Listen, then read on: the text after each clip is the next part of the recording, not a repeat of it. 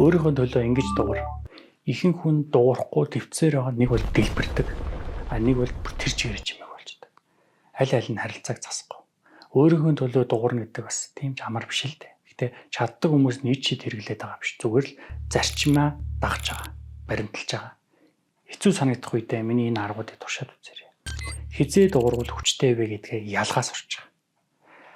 Хүн болгоны хэлсэн болгонд нь хариу барих албагүй. Хин нэгэн чам руу бөмбөг шийдэнгууд нь чи тэрийг аваад буцаагаал бөмбөг төслөх шаардлага байхгүй. Хүн тавгүй хэллээгээ чи тэрэн дээр заавал задлан шинжилгээ хийгээл өөрийгөө зовоогдох шаардлагагүй. Чи энерги гандал та. Чамд үнэхээр нөлөөлөх. Чиний тэр магадгүй хэлий чинь даваад ороод ирсэн үед бос. Хоёрдугаарт нь уучлалт гуйхгүй яар. Өөрийнхөө байр суурийг хэлхээс өмнө уучлаарай гэдэг үг битгий ашигла. Уучлаарай гэхдээ надад жаахан эвгүй санагдаад байна л да гэж битгийл. Надад жоохон эвгүй санагдлаа шулууг байл. Хязгаараа тогтохдоо урдчиж уучлахгүй нь юу вэ?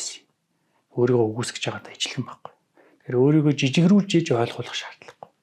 Гуравдугаарт нь үгүйгээд шулуухан хэл. Чи яагаад гэж тайлбарж эхлэх тусам нөгөө хүн чиний тайлбартаа маргалдаж эхэлнэ. Тэгэхээр асуудал шийдэгдэх биш. Хамгаалалт чинь довтлогоо болж явна. Чи зөвтгөх тусам нөгөө хүн чамайг шахсаарлаа. Тийм учраас зүгээр л үгүй тэгэл бол. Чимээгүй байх тусам чиний үнц нь багасахгүй.